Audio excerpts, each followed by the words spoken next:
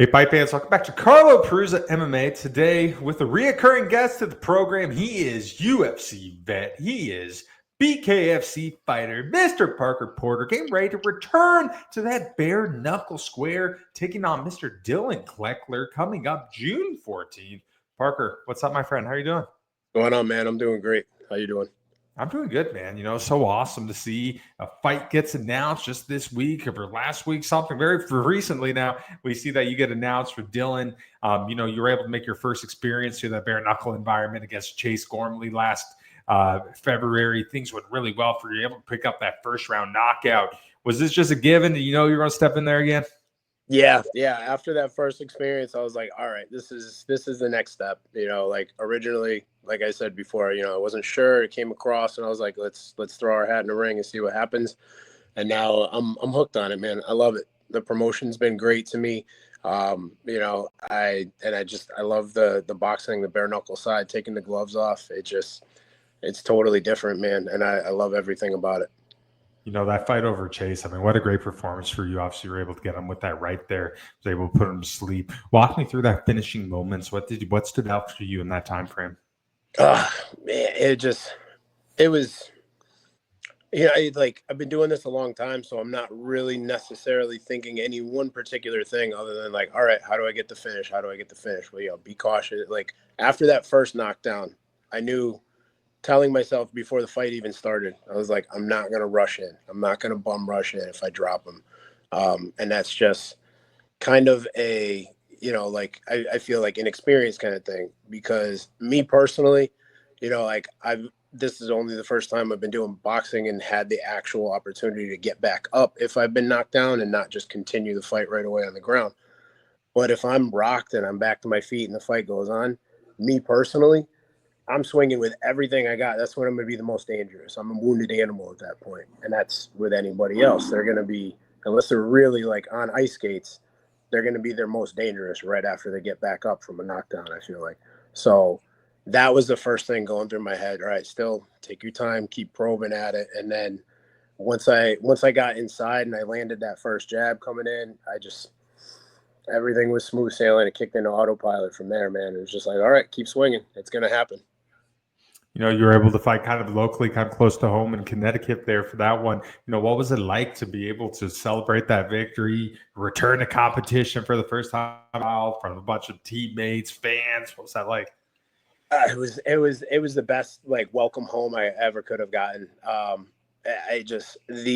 fought at Mohegan Sun a handful of times already. And you know, like I've got a good local following here. Everybody kind of knows who I am. And you know, like they're always excited to come watch me fight. But that arena, when I walked out, just erupted, man. Like my wife was in the building, but she wasn't in the arena. She was, I don't know if you're familiar with Mohegan at all, but outside the arena, going more into the casino, there's a bar with a waterfall called Tuscany. And she was waiting over there for everything to happen. And she said, I could literally hear the entire arena from there just erupt. You know, it was like the loudest one out of everything there. So I was like, you know, like to get this next fight again at a hometown after such a great performance and to be the headline for the event, like I'm looking to blow the doors off of that place, man. I want everybody to come out and represent. You know, throughout your whole career, would your wife not watch you fight, or is this just because of the bare knuckle aspect of it? No, I think it was the bare knuckle aspect of it. She's always watched my fights, and it's definitely, it's stressful for her. You know, like I can understand, because I get way more stressed out when I'm cornering my fighters or when a friend of mine is fighting and I'm not the one actually going into the cage or the ring myself, because everything is completely out of your control. And I don't know, maybe I just not worried about myself as much as I worry about everybody else around me that I care about. But I can understand. And I think, you know, after like further talking about everything, she was just like, you know what, I think the biggest fear is that I knew you were going to do well and you were going to like it. And this was the next chapter. And she was like, I just didn't really want to quite admit it to myself, but I'm on board with it now. So she's going to be in the building for the next one. You know, you mentioned being able to headline this one. Obviously, you're headlining against Dillon Clekler. Very exciting matchup here. Following the first one, do you have a feeling the next one will be the main event, or is that a surprise to you when you found out? That was a huge surprise to me. I figured I would be a little bit higher. I was right in the middle of the pack on the first card, which was a great feeling. Anybody that's ever fought before, we obviously headlining is you get the prestige and the notoriety and like, oh, I'm the main event. But anybody that's been doing this for a long time, they're like, no, man, I really kind of like fighting first or earlier on the card. I can get in, get out, and just be on with the night, and like maybe actually get out to a restaurant before everything closes. But yeah, I did not expect even remotely to become the main event. So that to me says that the BKFC has high expectations for me, and I want to make sure I can deliver on every one of them. I think this is pretty cool because I think this is the first time you become a name and a figure in the combat sports community that you're headlining a card. Do you feel right now for where you're at in your career, this environment, this bare knuckle, shorter rounds, just the hands, is this the place where you need to be right now? 100%. 100%. It feels so natural and instinctive. And I know, especially with the shorter rounds, I've always had a great gas tank. So the 5-minute rounds are not anything that have ever deterred me. But now I can really pick up the pace and push the volume even more than I usually do. And I can swing with a lot more effort and power behind everything without quite worrying about my gas tank the way that I used to have to with MMA rounds being 5 minutes long, plus the grappling, plus the other stuff. So this is exactly where I need to be, and I couldn't be happier to be here. I think bare knuckle really gets a big misconception to it. People don't realize, casual fans don't realize, when you're taking that gloves off, that takes a whole new thing from this. You have to be careful with these hands, obviously. I mean, these things break. Oh, yeah. You really have to rely on accuracy, know when to throw the 2, know when to throw the 3. Was that adjustment to, maybe throwing a certain way, relying more on the jab than the hook? Is that something that was a big part of that training camp? Did you feel any adjustments going into the contest? So that was something I've always kind of naturally gravitated towards. Minus the overhand right that I'm really known for the most. But yeah, I have noticed that. I did notice that, I had to start doing more bag work without the gloves on. I've actually started a regimen of actually conditioning my hands and the skin around there, like just pounding the sandbag here and there a couple of times a week, and essentially conditioning my hands the same way that somebody would condition their shins for kickboxing, Muay Thai, and MMA. I think a big thing to the bare knuckle aspect is, you really have to have that dog in you, man. I think in general, combat sports is more mental than it is physical, but I think that's even more the case in bare knuckle, man. I think another misconception is you look at the biggest names in the UFC right now. I don't think all those guys would translate well to either bare knuckle boxing or bare knuckle mixed martial arts. I just think you have to be that certain person. You have to have that dog, that mentality. Do you agree? I do. There's a lot of talented guys out there in the UFC. Obviously, it's the gold standard for elite MMA in the world. And but I think there's a small handful of people that would be able to make that transition to bare knuckle boxing effectively and be as dominant as they are in the UFC. And there's a lot of people that would not be able to make that cut. You take away all the weapons. A friend of mine, training partner, a long time, Chris Williams, he's like, he's telling me stories about like, oh, people are always asking me when we were getting ready for your last fight camp. And he's like, people would be like, hey, how's Parker doing? How's he looking? Da, da, da. He's like, somehow he's gotten even scarier with less weapons. And I was like, cool. Let's just keep it going, man. This is why I'm like, that's the kind of stuff that just fuels me to keep working even harder at this shit. One thing I think is so cool with you, man, you've been doing this before it's been cool. 2007, the time where the UFC was still young at the time, mixed martial arts was still not really even accepted into the American culture. What's too long ago, people were calling this human cockfighting. It was not legal in every single state. Something like BKFC, 20 years ago, if you'd have told me BKFC, I was like, you crazy?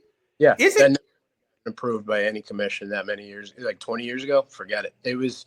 MMA didn't get legalized in Connecticut, where I live, until 2019. 6 years ago. That was the first time that they can hold an event that wasn't at one of the Native American reservations, because they can do what they will please. Yeah, like you couldn't have like something at like your local event center in the state of Connecticut up until 2019. I heard some guys, in New York and some other states, when they were first starting to train, it wasn't even legal to train mixed martial arts at the time. They had to like go upstairs and like hide and be in discreet locations doing it. Do you have Yeah. anything like that? No, you know what? I don't even know if we did because I was so kind of like in the dark about stuff and the information wasn't out there as much as it is now. But I wouldn't doubt that that was the case. Most of the time we ended up training in like basement type settings or like, wallpapered off windows in the rental space or something, just because that was also just kind of like the mentality of we don't let other people see us train. Cross training was like super taboo. You didn't do that ever. It's like, my camp, your camp, we don't mix. These are our secret styles. And now it's everybody knows everything now. It's like cross training is a necessity at this point, from the competitive side of things. But yeah, it wouldn't surprise me if that was the case where it wasn't technically legal to even train it. I think all across the board in combat sports, what you're seeing now compared to the now from the guys 20, 25 years ago, you're seeing the skill level greatly increase. Obviously now from MMA standpoint, kids are doing jiu-jitsu at 7, 8 years old. Now this is common as playing baseball now. It's so amazing. Wrestling, there's so much more science, nutrition. There's, so much more, equipment used. Science and technology has evolved the way we train, know our bodies, know where we can push ourselves, know where we can't. Compare it from 2007 to now. How has training different? How is it different? How's it evolved?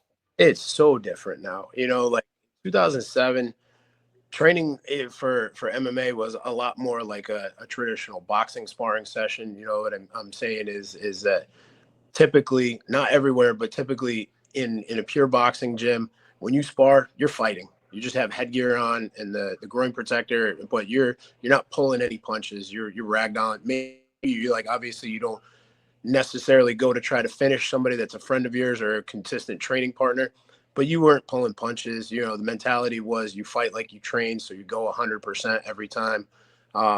Things have changed so much now. Like we preach more about keeping the sparring playful. There's a time and a place for hard sparring still exists, but it's much more selective, and it's out of necessity in preparation for a fight, or for lack of a better term, testing somebody that's about to get ready for their first fight, because we all want to say or think the best of ourselves, but nobody truly knows how they're going to react when they get hit until they get hit for real. And you don't want to find out if you're going to have fight versus flight in front of everybody in the arena, in the ring or the cage, when it's the time to, like actually perform. You want to figure that out well before. You want to have the opportunity to be like, you know what, I'm not embarrassing myself, but maybe this just isn't my cup of tea. When you talk, That being said, too, in addition, like I remember going to train, like the equipment side of things. I had shin guards, regular competition size MMA gloves. You were lucky to be able to find like a pair of like training puffy 8-ounce gloves and a mouthpiece and a cup. That was those four things. Now I've got bag gloves, I got sparring gloves, I got MMA sparring gloves, I've got MMA grappling gloves, I got shin guards, I got elbow pads, I got knee, like I feel like I've got a suit of armor on when I go to train now. And we're doing everything so much more intelligently. Like you said, there's more information out there. There's more science behind the stuff, nutrition-based things. Like everything has just advanced light years in the last 2 decades. if you go on the street right now, if you walk out there and you poll 10 people and ask them, tell me something about mixed martial arts, they're going to probably tell you the UFC, obviously the gold standard competition of the UFC in mixed MMA. I think it's so amazing when you look at that success story. I mean, I think, entrepreneurs should study what they did to see a company start in 2001, buy it for $2 million, something that was like, looked so frowned upon. Like, what are you doing? Turning it into billions and billions of dollars, and able to really revolutionize and create this huge fan base. For you, my personal opinion, I think the UFC had a lot to do with getting this as global as it is, as culturally accepted, and really helped create this crazy phenomenon that all of us are experiencing and enjoying right now. What do you think were some of the biggest parts of their growth? Was it the first season of The Ultimate Fighter? Was it Dana and the Fertitta brothers? For you, what revolutionized this? I think The Ultimate Fighter had a tremendous amount to do with it. Like reality TV was just becoming the new thing. We had the road rules and like all the shit on MTV where it's like reality TV, and having something based around here's a group of guys fighting for a contract and working and training and seeing just giving people, you know, an opportunity to look into the life and the mentality and be like, oh, you know, like, yeah, these guys, some of these guys, obviously things, it's television. You want to like make it as entertaining and create as much drama as you can so that people are like, oh, what was that? Did you see this? And they're talking about it. And they did that perfectly.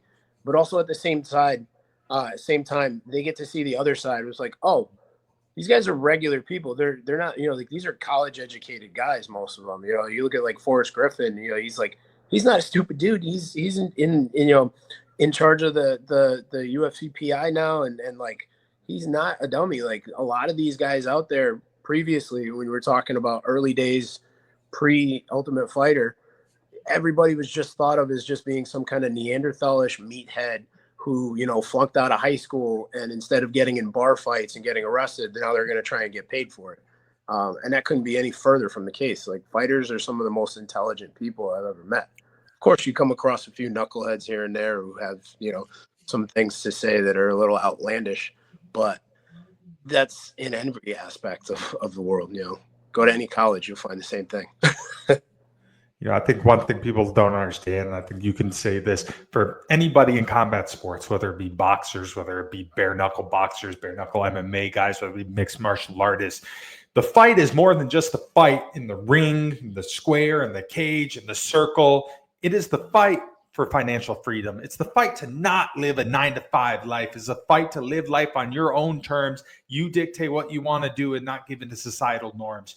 Look at you, for example. You're able to live your life. You have the gym. You make the rules. You know, you spent years and years and years in this. For you, was this a big part of the journey? Is, you know, the fight to live life on your own terms? Freedom, absolutely. I was not just fighting for the sake of fighting or fighting for a paycheck, but fighting for the freedom to do what I genuinely wanted to do. You know, like this was what I decided I want to do. And honestly, there's a million and one easier, less tiring, less exhausting ways to be financially successful. But this was the one to me that was the most, you know, like inviting. It was something I always knew deep down inside as a young kid. I'm like, I can't be sitting behind a desk for a living. I need to do something physically active.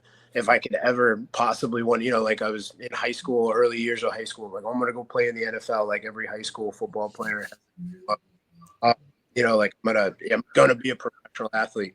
And then as I got, you know, closer to graduating and realized the reality of that was pretty slim, that I was like, still just can't help but shake this feeling that like I'm supposed to be doing something physical. Like the dream is to be an athlete. I want to be able to essentially get paid, so to speak, to hang out in a gym and work out and be physically active and help other people do it.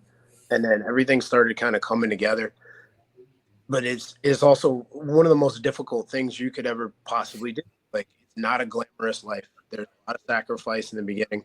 There's not big money in it until you make it to the top.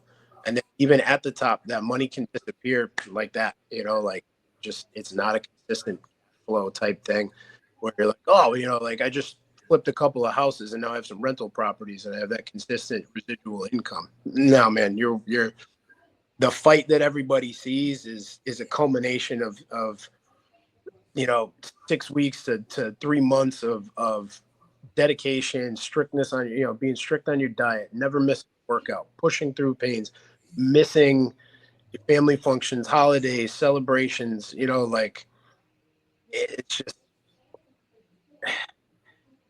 it's one of the hardest things I've ever done, but it's also the most liberating. You know, one time Leo Machida gave me a really good analogy of a fighter's career. He said there's 3 parts of a fighter's career. The first part is building the career. The second part is conquering the career. And the third part is sharing the career. Do you feel like where you're at right now, are you in your share part? I'm pretty close to being fully in the share right now. I feel like I'm a little bit left on the conquering part. Like I've made my stamp. I've built my resume, so to speak, and I've already begun sharing it. You know, by having the gym, growing these classes here, heavy hitters, and just helping everybody see that this isn't just a bunch of people. Like I have a small group of guys in here that are like, I want to fight, I want to compete. I'm like, all right, well, this is, I'm going to be very real with you. These are the things you have to do. What we're doing here in the class, this is the bare minimum. You need to go out and do extra stuff on your own. You need to do the extra work like anybody else that truly wants to get ahead and improve. And then there's other people that are just, they originally came in looking for a different way to work out, or maybe they're trying to learn self-defense, and they're like, they're just falling in love with the martial arts and the learning of different jujitsu, for example, different ways to choke people. Like I had no idea that I was capable of this, and seeing them like essentially set themselves free and not be stuck in this little, like, I can't do that bubble. And like the confidence that grows in them when they realize they can handle themselves physically if a situation ever arose where they didn't have any other option. It's so rewarding, man. Especially when I see somebody really struggling with something in particular, and we're working on it and we're working on it. We're trying to break it down everywhere. And then all of a sudden it clicks and you're just like, that look on their face, the joy that they get. Like, I feel like I get the exact same joy out of their achievement as they did, if not more. Because I want to show them how to do it. This instilled a level of self-discipline in me that I don't think anybody could really get anywhere else other than if they went to, like the armed forces for basic training. And even then, that is imposed on you by somebody else. It is a set of standards that they tell you you have to meet. Whereas with fighting, the set of standards is whatever you set for yourself. And that defines how far you're going to go with it. We're at a point right now in combat sports, especially mixed martial arts. If you want to, you could literally watch a regional fighting show 4 to 5 days a week now with Fight Pass and all these other streaming services. It's absolutely insane. One thing that we're starting to see more and more, and not from all promotions, but we're really starting to see something out of the boxing playbook. We're looking at promotions, they're identifying their golden childs, and they're building them up. They're throwing them favorable matchups. You look sometimes 7-0 guy, find a guy that's doing 7. And you see these guys make it to the UFC in the big shows, and they're out of there after a contract, after 3-4 fights, because they're not used to that high level of competition. With having guys, with training guys who are at all different aspects, want to accomplish different things in it. Is this something that kind of scares you? Do you feel like this is a bit of a black cloud in the world of mixed martial arts right now? Yes and no. Yes, in the sense like if these guys truly aren't prepared for the higher level of competition, it's going to be super short lived. Like you said, they're in there in and out after one contract. Maybe they don't even get to finish that contract. It's getting tougher because like back in the earlier days of MMA, your actual record didn't really mean anything. You look at guys like Chris Lieben who didn't have like an undefeated record or like single digit losses, and he was winning more than he was losing still. But everybody wanted to watch him. Everybody wanted to see him fight. He was super entertaining. Nobody took it lightly. And there was back in the day where it was like nobody had easy fights. So your record didn't really mean much. And in a sport where literally anything could happen at any given moment, it didn't have the weight and the gravity to it. Now the sport hasn't changed in the sense that anything can't happen. Like still anything can happen at any given moment. But you're starting to see these guys, and I don't know if it's like you're saying, like the promotion kind of like feeding and padding the record a little bit, or if it's just that we're starting to see guys start training at such a younger age with such a higher level of advancement that the level of competition has gone up, which it does in every sport. You look back at like, Super Bowl 20's team that won is not going to, have a snowball's chance in hell against last year's team. So it's hard to say. I think it's much more on an individual basis. That's unfortunately something that's never going to not happen. You're always going to have people trying to take care of each other and help push them forward. That's business. That's the side of it that nobody really wants to talk about. It's the ugly side of it. But at the end of the day, this is a business. So, I don't think we'll see that disappear anytime soon, but it can be detrimental if you let that play into your ego too much and you let that build into a false sense of confidence. Like, oh, I've crushed all these guys. I'm 10-0. But that's because you've been fighting guys that were 2-7 or 0-3 or, nobody with real tenacity. I think promoters are doing fine by that. But there comes a point before they give their guy, the opportunity to get to the UFC or the next level, whatever it may be, whether it's boxing or MMA, that you're obligated to test them with an actual challenge, so that they don't themselves get screwed over.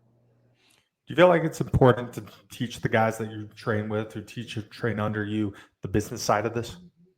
I think it's a huge thing. Yeah. Like that's something as we progress and grow the team, and I get a couple more guys that are, not that I don't have anybody that doesn't look promising now, but as we get further down the path, I think that's going to be a crucial component. And I personally would like to make it as mandatory as it is to show up for your actual training session. Like, hey, you need to learn a little bit about accounting. You need to learn a little bit about taxes. You need to learn about opening up an LLC, expense reports, things of that nature, because it's a huge necessary component. And if you don't have somebody that you genuinely can trust, and I do mean trust, that they're not going to even remotely try to take a penny more from you than what they've agreed to, you're going to get hosed. And all of a sudden you're going to be like, well, I just made $60,000 and here's my $10,000 check. Wait, what? Huh? How does that work? Or, when the end of the year comes around and all of a sudden you get a bill for taxes instead of breaking even or getting a tax return, then you're like, huh? What? Like, how do I, like, it's such a foreign thing to so many of these guys that you have to at least have a minor education in it, or be aware that it's out there and know that it's not just easy street. Right now, are you having some of the most fun that you have had in your whole career? Hands down. I feel the most free that I've felt ever. It's like with the BKFC, they're treating me great. They're awesome to me. Like they're organized. The way things are going at the gym, the way things are going at home, and life in general. My kids are growing and succeeding on their own. My twins are going to be 12 in June. On the day of the fight, actually, is their birthday, June 14th. And then my youngest is going to be 5 in July, a month later. And it's just like seeing them hit that phase where they're starting to do their thing with sports and school. And, my youngest just started playing T-ball now. And he's in here in the gym with us during wrestling class, like asking if he could participate. I'm like, go do your thing. But he lost interest a little bit. We just finished up our wrestling class about an hour ago. And halfway through the class, he was starting to lose interest. He's 4, what do you expect? Can't stay fully focused for an hour and a half on something intense. And then all of a sudden he's like, Dad, catch it. He picks up a 6-pound medicine ball and just whips it at me. And I was like, what? Hey. And I like toss it back to him, and he like kind of jars him a little bit. He's like, ha, boom. And he just whips it back at me again. And I was like, what the like, what are you made of? Like, oh, I can't wait to work on whatever you want to work on. You're going to be so great at it. We've talked about it a little bit before. Obviously, now in all aspects of combat sports, you have these casual fans. You see them at B-dubs. You see them in the cheap seats. They all think they're professional fighters. They all have their crazy takes. Being someone who's a gym owner, through the years, have you ever had guys come in there thinking, hey, I want to test somebody, come in there with bad intentions, come in there talking a lot of smack, I want to fight your best guy? Do you ever have some of these crazy people coming in there trying to do crazy stuff? I have not personally in this gym yet. I have when I was training, though, at other gyms until I got to this point where I have my own gym. At other gyms, yes, hands down. And I was the enforcer. Like the coach would come over to me and be like, after a couple of rounds, the guy's tuning up or going a little too hard on some of the newer, not as experienced or skilled guys. And he's like, body shots. And it was just, I was always as nice about it as I could be. I'm not out there like trying to knock somebody the F out, but all of a sudden, they start flipping their jab out really hard. And then all of a sudden they're sitting down heavy on their cross. And I'm like, okay, boom, rip a body shot. And all of a sudden they're on the ground on one knee. Like, ugh. I'm like, okay, come on, get up.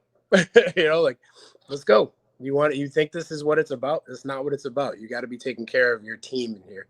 And even in here, we've had guys not come in with bad intentions like that, but they don't know enough. They're new, and like, I'll tell them, I'll give them a couple of verbal warnings, like lighten up, like flow. This is learning speed. This is training speed. This is not fight speed.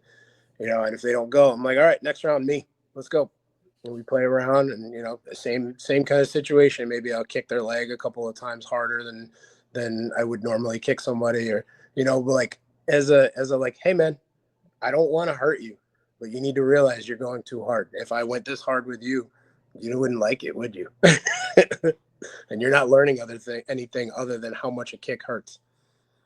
One thing I love about mixed martial arts, combat sports in general, is the values and morals associated with it. To me, to be a martial artist, that's a responsibility, that's honor. There's a lot of morals that encompass. I think in this current landscape, especially in mixed martial arts, but you see it in every aspect of combat sports right now, entertainment and personality is such a prevalent thing. Everyone's selling a fight.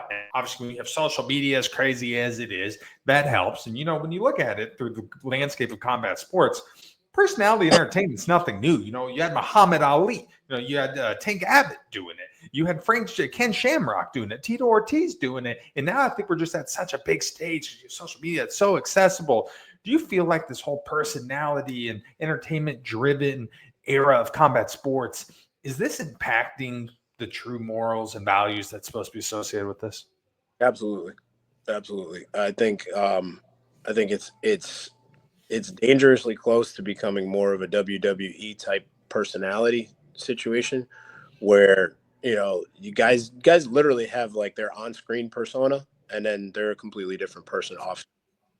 And on the one hand, I'm like, what the fuck are you doing? And on the other hand, I kind of marvel at it, because I'm like, I don't have the energy to do two personalities, man. What you see is what you get. So, kudos to you for having the skill set and the ability to separate the two like that and turn it on and turn it off. Maybe you should go into acting after you retire, but maybe it's just not my thing. But I understand it from the business sense.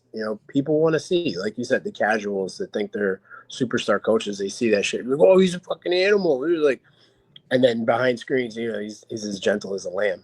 Like off once the screen's off and everything. It's just, hey man, do you want to go get some shawarma? Like, like it just no. Like most of us are not out there,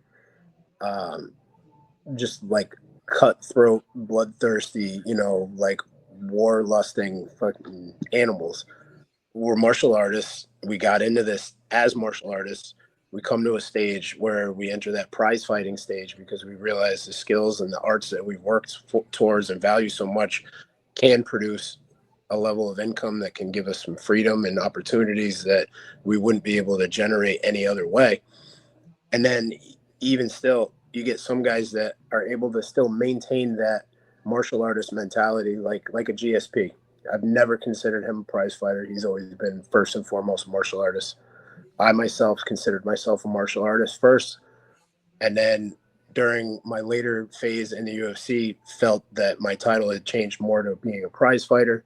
And now I feel like I've come back to no, like even though I am still prize fighting, I am a martial artist. Being a martial artist is more of a way of life. Prize fighting is an occupation.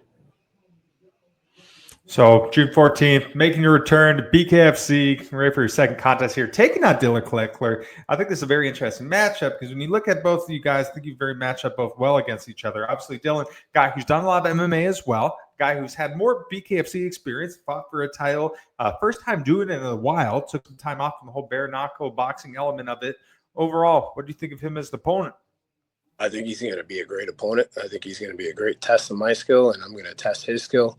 I think the fight fans are in for a fucking banger, man. It's going to be a great, great night. But I'm looking to get my hand raised, and I'm going to make sure I do it in front of everybody in my hometown crowd. With respect, I'm walking away with a W. Coming into this one, or you kind of make up in your head someone's going to sleep?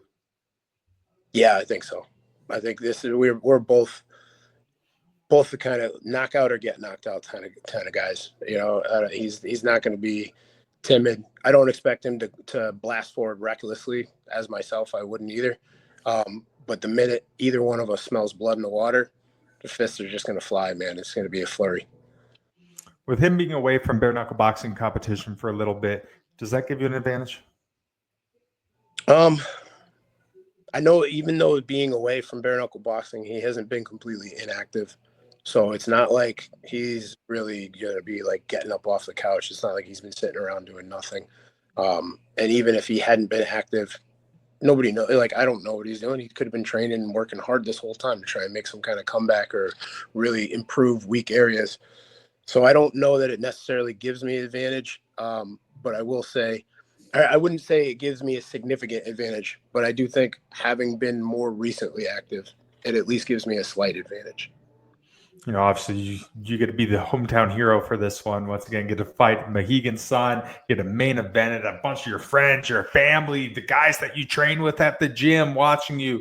You feel like that helps from a mental thing and a psychological standpoint in this one? Absolutely. Absolutely.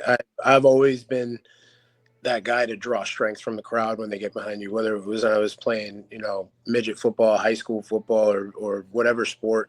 And then, like you land a good punch and you hear the crowd like get up and roar and like you walk out, I draw that energy from wherever I need to, even if they're booing, like, all right, paint me the bad guy. I'll take that energy. I'm just going to take it all in and I'm going to use it whatever way. It's positive or negative. I know at this point in my life how to channel it into something productive for myself. Chris Lytle once told me that casual fans are fans that haven't discovered BKFC quite yet. Do you think with this one, with you and Dillon, the way two guys, a lot of power, a lot of fun strikers, a lot of guys that are fan-first fighters, is this fight designed for those casual fight fans? It's designed for everybody, man. This is designed for those casual fight fans to be like, oh shit, what I didn't even know this was out here. Let me look into this more. And it's really more for the people that are already like, yeah, that's going to be a good fight. It's for everybody, man. It's not just for one or the other. This is a great fight. You don't want to miss it. Does it excite you? Obviously, knowing him, he's fought a lot of big names, knowing that there's a very good realistic chance, someone's going to sleep here and it's not probably going to take much. Right. It doesn't take much as minute you take the gloves off. Everything's harder, everything's sharper. And it doesn't even necessarily mean that somebody's going to go to sleep. It could mean that you just split somebody open just the right way. But this fight is definitely, as with most BKFC fights, I don't think it's going to go the distance. Awesome. All right, Parker, last question for you, my friend. In a perfect world, what is the outcome on June 14th when you make your return to Mohegan Sun and the BKFC when you take on Dillon Clekler? Perfect world. First round knockout, respectfully. And I get to pull my twins and my wife up into the ring and wish them a happy birthday in front of everybody. Absolutely. Well, hey, Parker, man, thank you so much for being so generous with your time once again, man. I was super excited to see your name come across my news feed, and I'm really looking forward to this contest. You and me both, man. Absolutely. That's it for us tonight. I'm Carl Prusa. He is Mr. Parker Porter. Get ready. Watch Fight Fans. BKFC going down June 14th. He's taking out Dillon Clekler. Let's go.